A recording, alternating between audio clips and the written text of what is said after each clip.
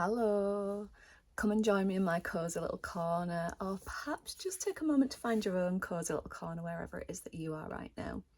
And whilst you're doing that, I'll just quickly go through how my messages come through to me.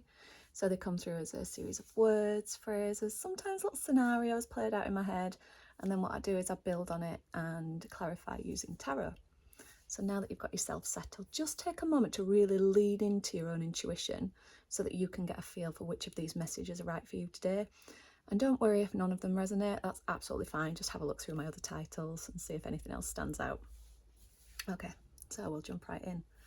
So the message that came through today was a game of cat and mouse, pushing and pulling, but it's exhausting. So this does very much feel like a relationship reading. And when I've drawn the cards, it kind of clarifies that for me as well. So I got the Six of Cups, Seven of Cups, and the Four of Wands. Okay, so I'm going to start with the Six of Cups. And what I'd say about this one straight away, I mean, normally this card would represent nostalgia, looking at things through like rose tinted glasses, you know, looking at something on the past and only remembering the good parts. And it's almost like that's what's keeping you in the push and pull. But it almost feels like a little layer deeper than that as well. It's almost staying hooked to a version of someone that you're hoping someone can be, but it's just not quite there. So it's like being pulled back by the version of someone that you've got in your head and then remembering the reality of it and being pushed away again. And it feels like it's happening from both sides as well. So it just doesn't feel like a very healthy dynamic for whatever reason, you know. And I'm not saying that this is like a really nasty relationship or anything. It just doesn't feel right. And that's absolutely fine. You know, people can be at very different places, have very different personalities. And I think it's just really taking stock of why something feels exhausting and just really looking at the reality of a situation rather than looking at it through the eyes of nostalgia and potential as well. It's very easy to kind of like fall in love with the potential of something, isn't it? So then for the Seven of Cups to come out immediately after it, it's like a transition into the next stage. But what I feel like here is that there are a lot of choices, but these all almost feel like imaginary choices that you're trying to make, if that makes sense. Let me try and clarify that a bit more.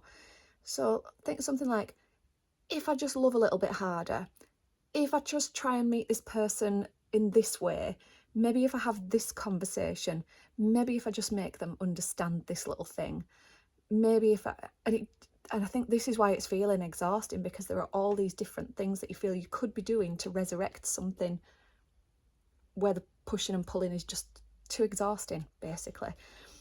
And what's happening whilst you're stuck in that dynamic is you are actually blinkering yourself to real life opportunities that are out there. It feels very much like a black and white. It's like, right, it's either this thing works or it doesn't. I'm either with someone or I'm alone. But by doing that, you're kind of shutting yourself off to the fact that there might be other options out there, you know.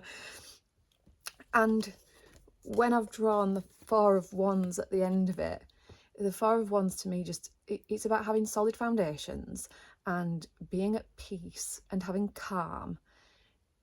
But sometimes, especially if you've been in something that's very push, pull, on, off, drama, this can feel quite boring. So it might be that one of these choices, you know, maybe to spend a bit of time on your own, pull back from something, decide, like you be the deciding factor of like, yes, I am drawing a line under this. But then after it comes a bit of a, what now?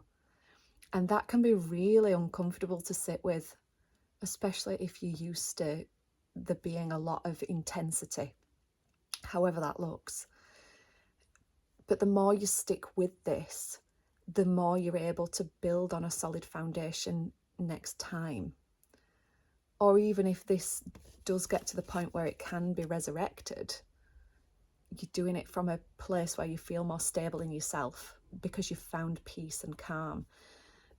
And when that happens, you actually find that you can tolerate less of that, which is quite nice. It's quite a nice place to be. It's like if someone's shattering the peace and calm that you create for yourself, it gets a bit unbearable and you'd rather not get into that dynamic again. Let me know if that's somewhere you are right now. So I hope this reading's made sense.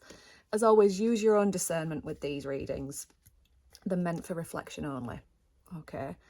But yeah, do pop it in the comments if this is something that you're going through right now. It's great to hear how these things resonate with people. And as always, thank you so much for joining me today, and I shall see you again next time. Bye-bye.